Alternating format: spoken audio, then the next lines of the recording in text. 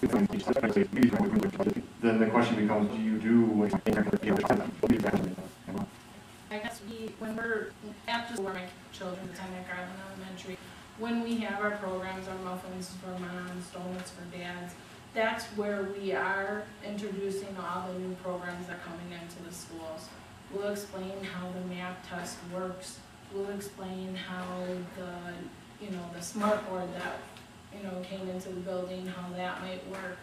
I mean, we take that opportunity at that point to introduce those things, and that's all things though that are coming down from like the governance and the PTO and those parents saying, hey, I'm hearing from other parents that they're not sure how this MAP testing works. What can we do to get that information to them? And then that's where those programs are, structured out of those kinds of talks.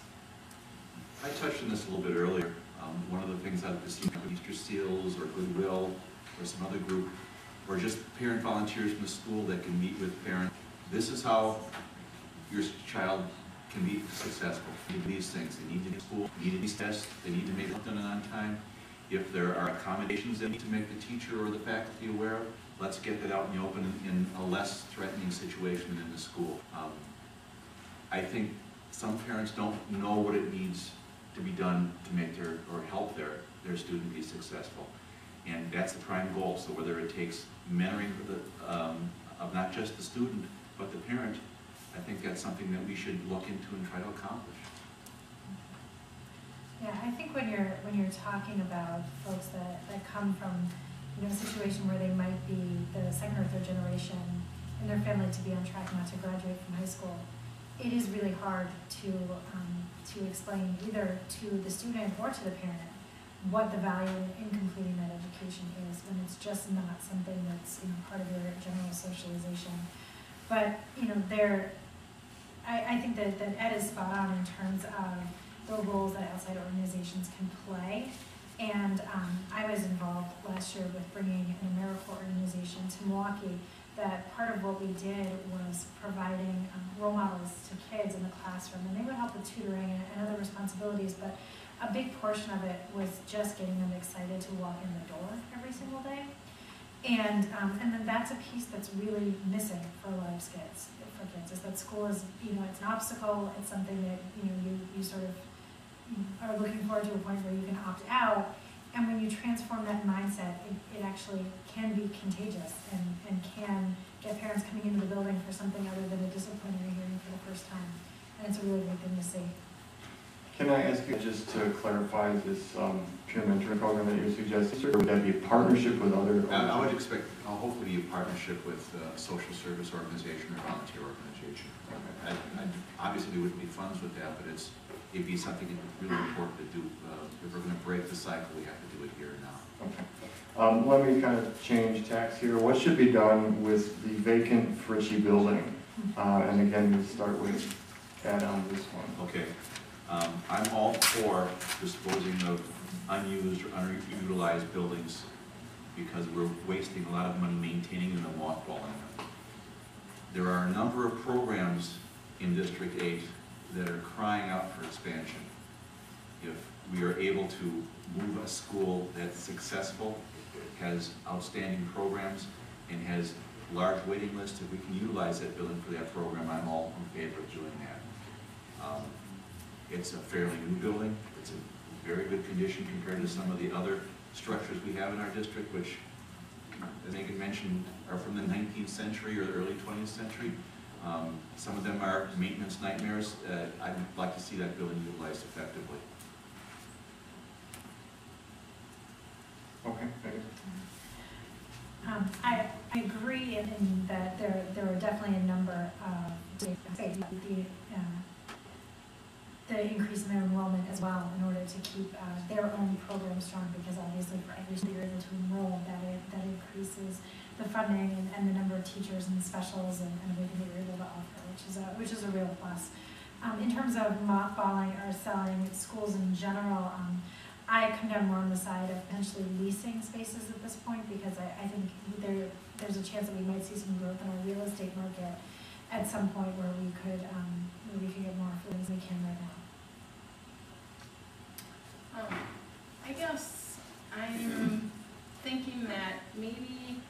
should stop renting space, first of all, in MPS. We rent buildings for some of our schools, which makes no sense when we have empty school buildings.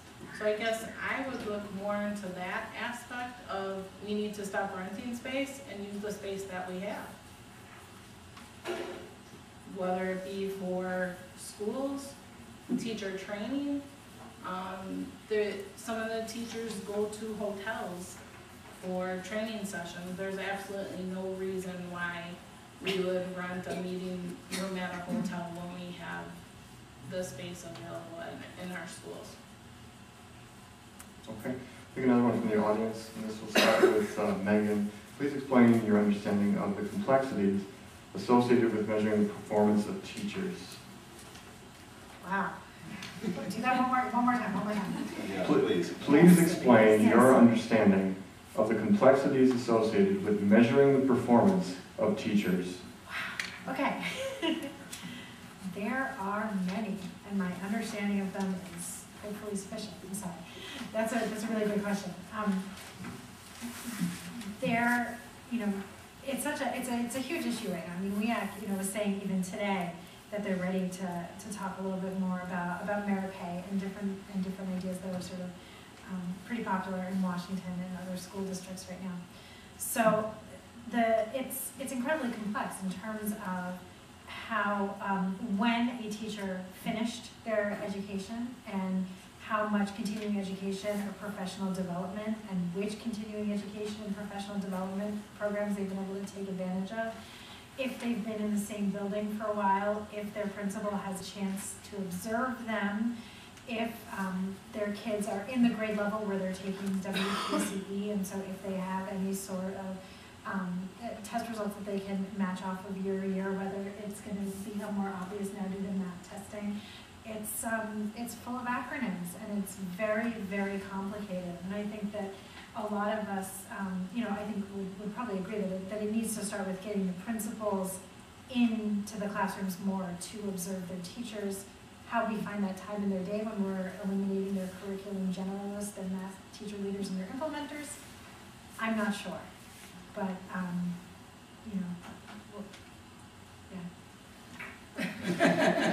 Thank you. I talked as fast as I could. I can sense that. There are a lot of difficult issues in measuring what our teachers know.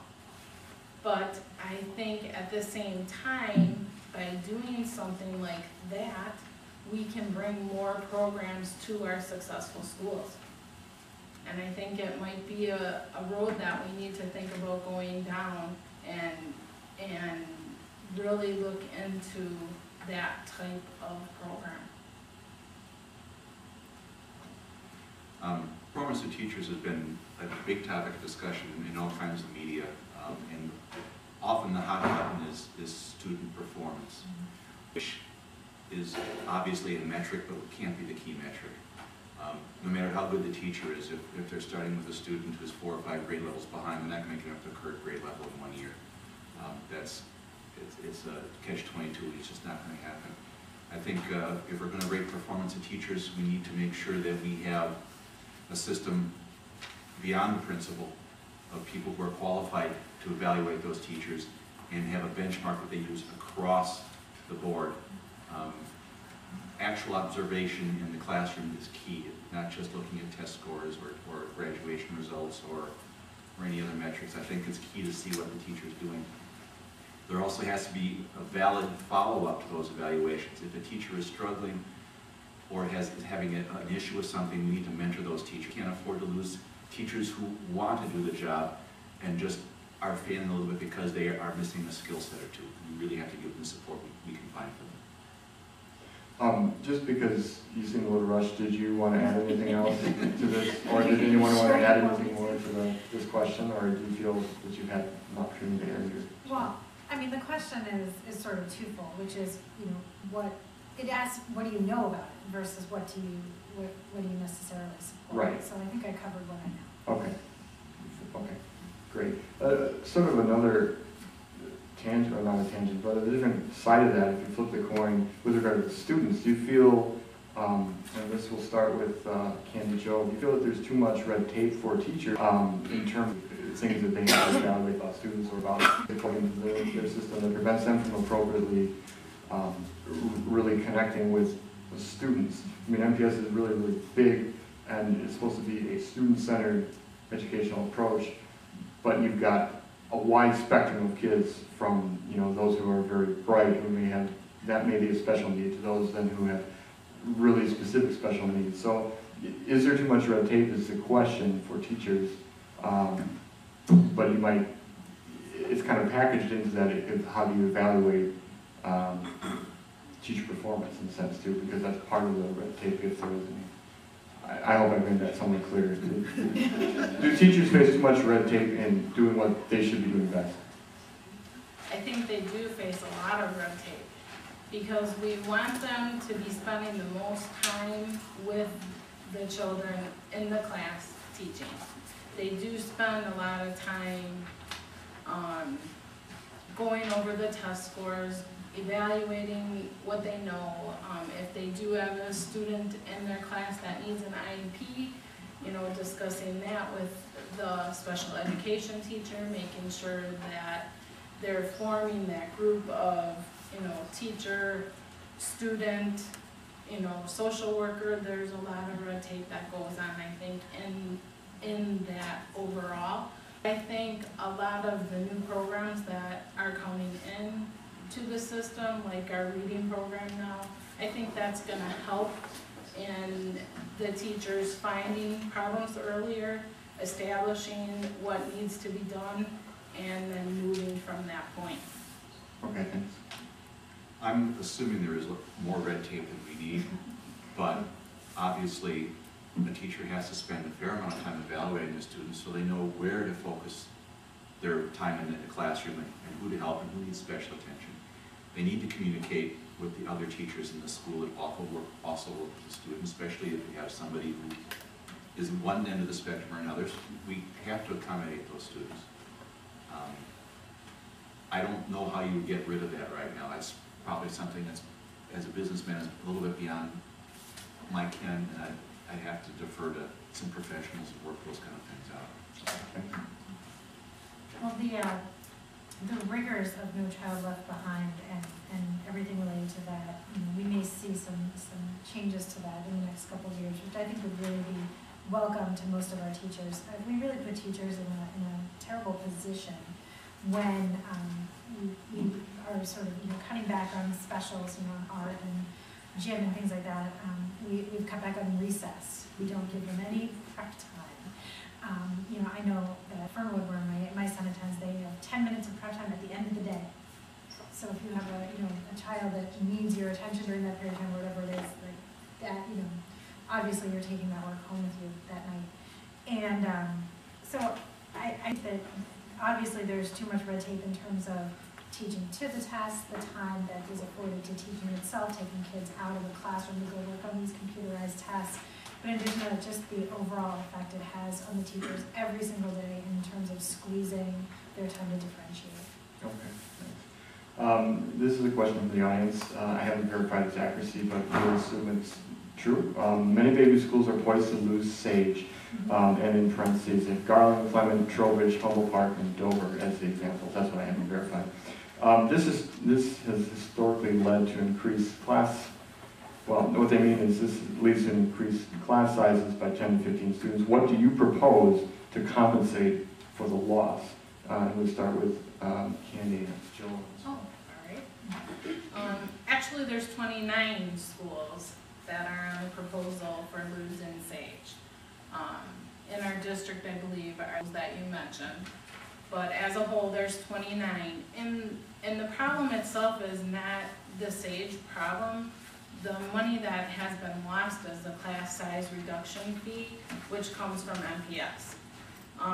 That money is, as we are told as a governance council, is no longer available to us. So either your budget needs to make up that money or you will lose your program. So I don't foresee any school being able to come up with over $300,000 within that school budget to keep that program. It does increase class sizes, as much as going from 15 to 34. But if the teachers are strong and are able to work their magic, then I think the school will have a chance of Okay, being able to thanks. handle that. Your time's up, so. Sorry about that. Ed? Obviously, class size is more important than overall school size. A big school can be successful. But class size gets to be really difficult. No matter how strong a teacher is, it's a burden when you start getting over 20 students in a classroom. I don't know where in the budget we can find money to prevent class expansions. But that would be something that would definitely have to be looked into, whether we can redirect other overhead to educational opportunities. That was certainly something I'd strongly want to look into. Okay. That's one of the things that's really unfortunate about this process and its timing is that the principals put out their budgets within the last 2 weeks or so after the school governance councils worked on them. Then they go to the board. Meanwhile, somebody gets elected. Then those board members have to approve that budget, and then a few weeks to maybe a couple months after that, then the state budget gets approved. So truly, there are a lot of numbers that are in play and that are just completely in limbo longer than we as parents feel comfortable with our schools. And it'd be a lot nicer to know what we had coming ahead for us for the next year. And I think it would be a matter of looking at those schools that are, that are going to likely lose Sage at this point. And obviously they had to have a conversation internally, it sounds like they did at Garland, where they determined that that was the best thing for the school rather than to lose other programs. And all we can really do is seek more revenue from Madison to cover those shortfalls. Okay, thanks. Since we're talking about money a little bit, I just want to ask you each this question.